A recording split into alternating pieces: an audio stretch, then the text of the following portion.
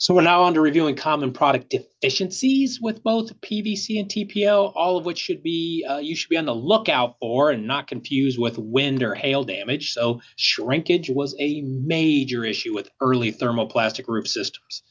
Many PVC roofs were manufactured with no reinforcement, right? These roof membranes would shrink, become very brittle until they actually shattered, right? Like you're looking at here. You can imagine what that does for the hail resistance as well, right? But the good news is with modern systems, this is basically a non-issue.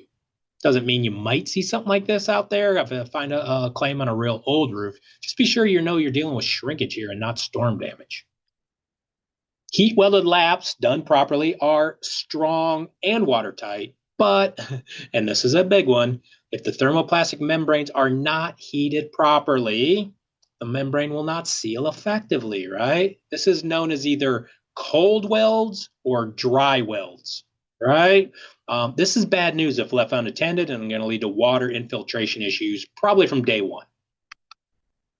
Age-related deterioration, also known as weathering, might look something like this, where you can actually see the system breaking down. You can see the scrim.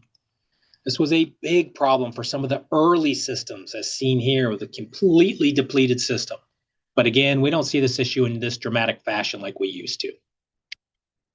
And here's just a couple more dramatic photos showing age-related issues.